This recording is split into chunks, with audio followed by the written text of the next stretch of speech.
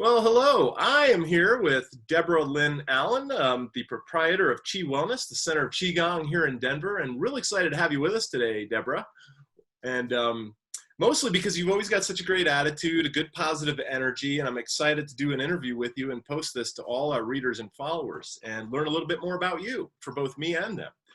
So welcome. Thank you. I'm really excited to be here today with you and everyone else who's watching us. Let me know what you want to know. Well, I thought, first of all, we know who you are and what you do here in Denver, but why do you do it? And what's your background? What brought you to doing that? We'd love to know that. Sure. Qigong is absolutely my life. I would not know what to do without it. I'm very lucky in that I was introduced to it in the family at the very young age of 2.5 years old. My mom was a Qigong healer, not by profession, but she provided that wonderful service for family and close friends. And I was the youngest of 5 kids. I was a menopause baby. The sibling next to me in age was 17 years old. And none of the 4 of them seemed to have a leaning toward any kind of spirituality, let alone this. And I was sitting between my parents on the bench seat of our old station wagon back then. This is back in the early 60s. And even at 2.5 years old, barely learning to speak English at that point, what was remarkable was I remember to this day what came over as an announcement over the radio station, and it was President Kennedy's assassination. And that inspired me for some reason to look up at my mom, who was sitting at my right, and ask the question, if we're taught that Jesus Christ has God as his father, and you know, at the time, Mary Magdalene as his mother, so we thought, who's God's parents? Indeed. Yeah. And my mom looked at me and looked at my dad, and I distinctly heard her say, I think we found the one I passed Qigong on to.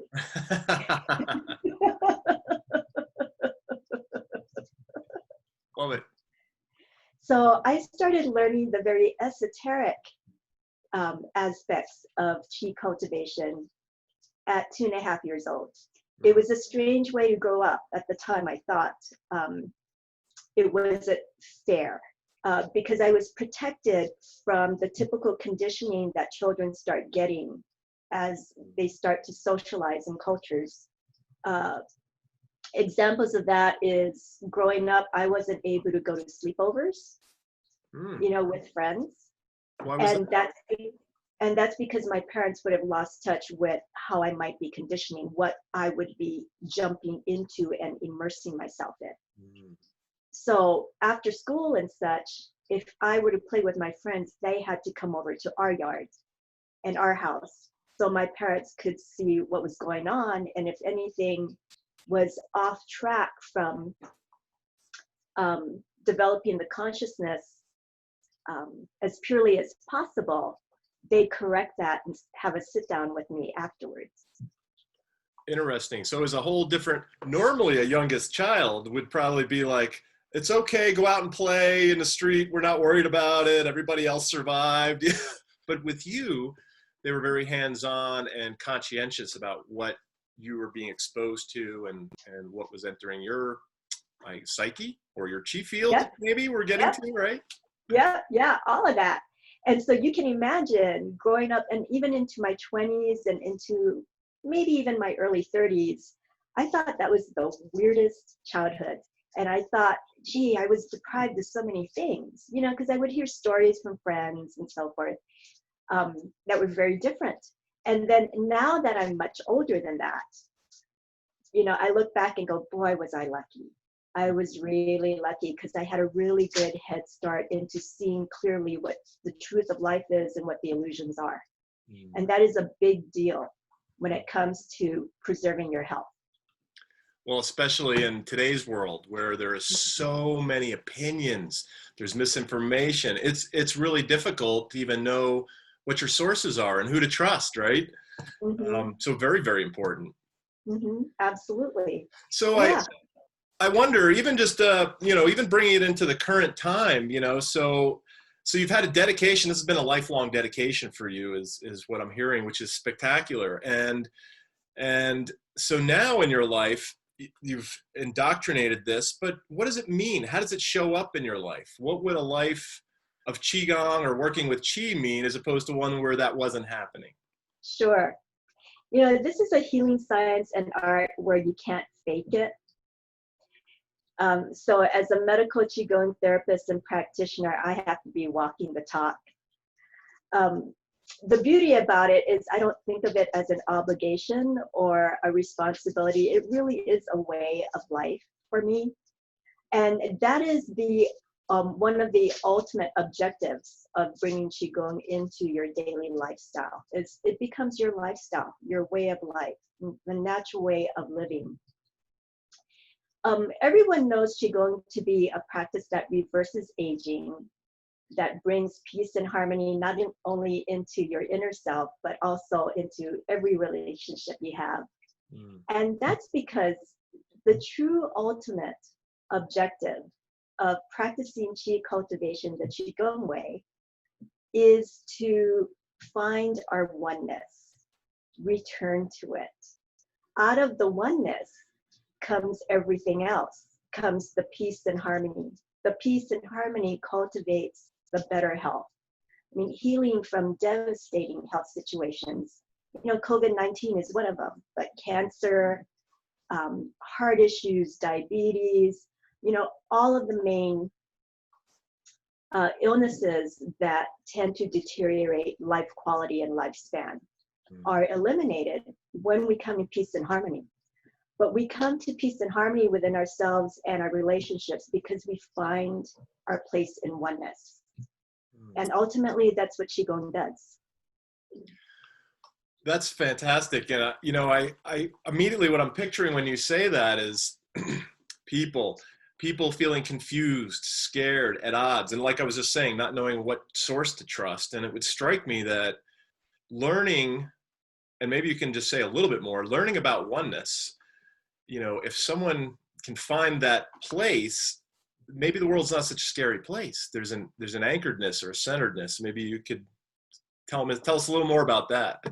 That's right. You know, there's a personal side of oneness and there's an impersonal side of oneness. And we're walking in both realms at the same time.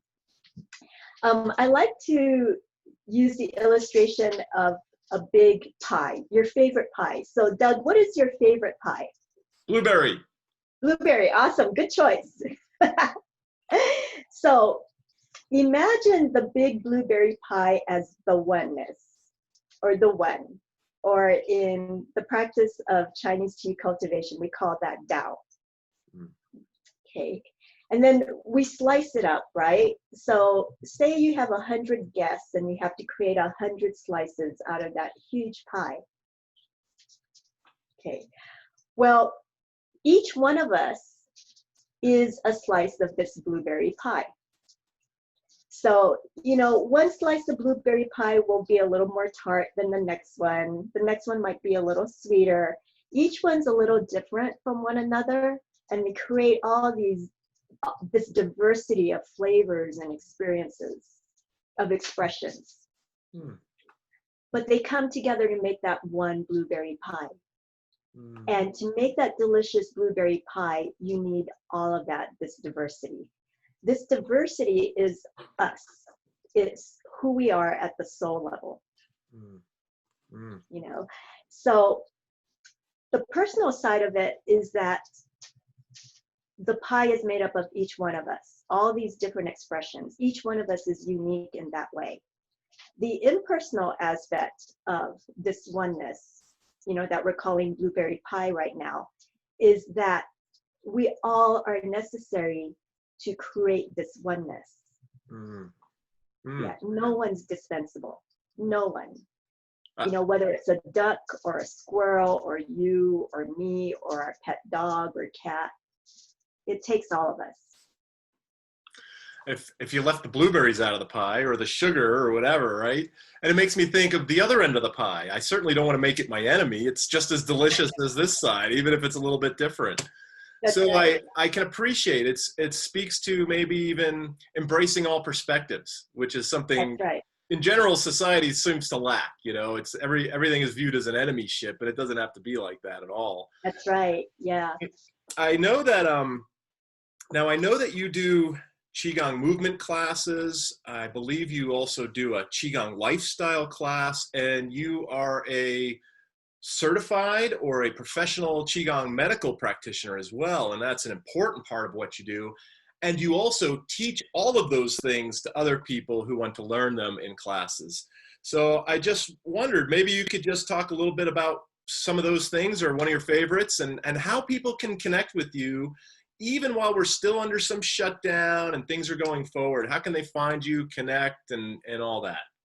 Sure. Absolutely. Yeah. It's funny you say that because my my workload has actually picked up quite a bit since the mandate to shelter in place and now, you know, be safe at home. What's unique about this kind of work is because we're working on spiritual issues or soul, mental or emotional issues or physical issues through the field of Qi, we get past the illusion of the separation of space and time. So even though, you know, we're sheltering in place more, I'm doing a lot more of my work at home right now. I'm still able to treat.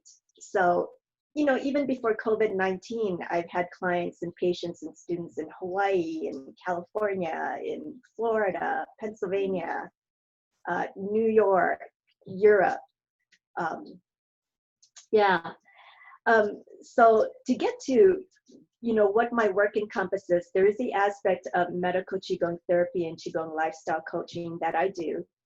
That's a one-to-one process where the client or patient sits with me.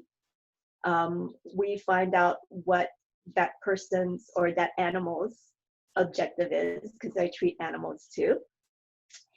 And I partner with that life being that's present with me to achieve that objective. So that's the process there. Excellent. I would say that's about somewhere between 55 and 60% of my offerings. And oh, I was going to and say then it's I a have, great point about being able to do that in a remote. You know, you don't have to be present. We're talking about an energy that's not a physical touch. So that's right. distance is no object. That's right. Absolutely. And then the other, you know, 45 to 50% of my work is teaching, you know, offering classes and workshops and sometimes retreats on the aspect of self-care using Qigong. And then I also have a 3-year medical Qigong practitioner certification training program that I teach. And I also have a Qigong instructor program that I teach. And because this kind of work is you have to walk the talk, so many of the self-care classes and courses are prerequisites or ongoing requirements to the professional track as well. Awesome. You got your hands full, but it seems like you have the energy Literally. to keep up with all of it, right? Yeah, yeah, that's a great example of how much energy this brings you. You know, and that's the thing that always strikes me about you, Debra Lynn, is you definitely look like you walk the walk. You know, you always have a great energy, a great attitude. You're having fun with life. And I think what a great demonstration, because who doesn't want that? That's why I Yeah. started coming to your class. But love it. So I want to be respectful of your time. I really appreciate it. We've been talking about 25, 27 minutes or so, but I wonder if there's any message you might have for the people that would listen to this video. You know, we're in early May right now when we record this, and we're going to post it later today. We're facing some easing back of restrictions, but not necessarily a decline of infections, and we've still got some things to face. what Mhm. would you want to offer to the people listening? What's your perspective, and is there anything hopeful and encouraging you could offer for us? Absolutely. I think even during the first few weeks of sheltering in place, what we easily saw that each one of us makes a big contribution to health and well-being and the expression of every life on the planet. And we're not just talking about physical health, but we're talking about emotional health and our soul's expression as well. We've seen it by right here in Colorado. We've had the most incredible clear blue skies, and we haven't seen that in a long time. You know, we're seeing like all the wildlife come into the neighborhood streets because we're not pushing them out as much. You know, we've seen the waters in Venice clear. We're also seeing innovations in medicine and other industries that are happening so much faster because we're being pushed to make it happen. You know, we're also seeing the beautiful gift of this virus compelling us to spend more time at home with ourselves and our families. I mean, all of this is leading toward the opportunity for another renaissance. And we haven't had one of those in hundreds of years. Yeah.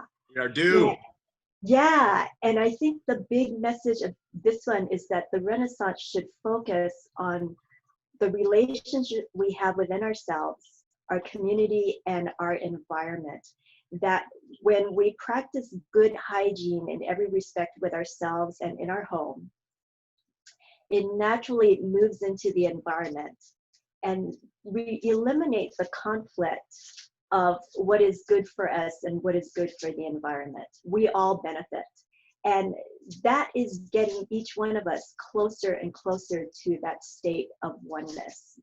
And we need to do it anyway. We might as well do it. I mean, nothing's bigger than life. We can't buck the system, you know, of life, right? Right. And you know, when you come to the dojo, you see how much fun it is. Like who wouldn't want that much fun and joy? Right. Right. Well, Yeah. it's a beautiful message because it speaks to harmony. And I Mhm. know, I think today May 6th or May 7th, it's just Seven. May Yeah. 4th the other day, right? So Yeah. like, yes, the force, may the fourth, may the force be with us. There, that's the beauty of what you do with the chi. It's an energy that's not dependent on time or distance and binds us all together. And, That's right. we can laugh about, Star Wars references, but the truth of it is what you're describing is when people start to settle into that, it starts to affect everyone around them, including their environment and other people. And that's a beautiful message. Take care of yourself, think about what's possible, and have respect for all living consciousness. It That's seems right. like we should be able to partner with Mother Nature instead of working in opposition, Absolutely. And it's very possible. We've done it before. We'll do it again. And the more of us getting on the same page at the same time makes it happen so much faster.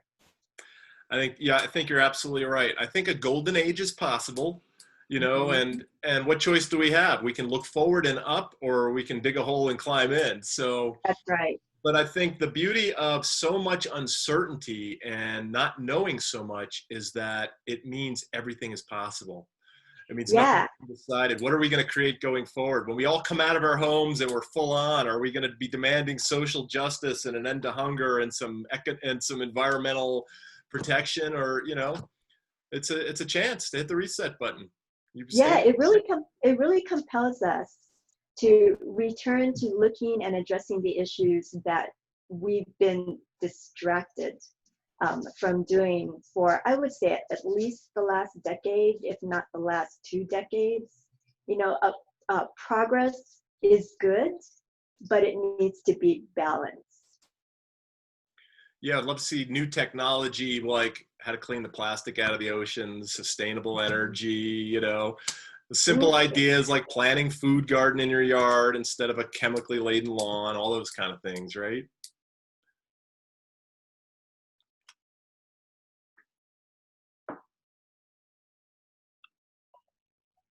exactly. Yes. We had a little glitch. Well, Deborah, I really Yeah. thank you for taking a little bit of time with us and sharing some of yourself and what you're about. It's always very inspiring. You always have such a great energy. I would say anybody that's looking for more of that, to connect with that place within themselves that will connect them to a more joyful, enthusiastic life, to definitely look for Debra Lynn at chiwellness.net. You can find her on Natural Awakening's website as well. I can't figure out my left and my right. And any other ways you'd love for people to contact you, Debra? They can contact me directly on the phone, 720-427-0406, or directly to my email address, which is Debra Lynn is spelled Lin, .chiwellness@gmail.com. But if that doesn't come over well over our Zoom connection here, definitely you can get that information on my website. Yeah, and I'll make sure to post it with the video too. Great, thank you. Well, thank you very much, Debra. I hope you have a blessed day, and thank you for joining us. Well, thank you. This has been fun. Let's do it again. Definitely. And maybe by then I'll have some more of this Zoom stuff figured out, right? Yeah, that's an evolving process with me too. All right. Take care and have a great afternoon. Thanks. You too. Take care.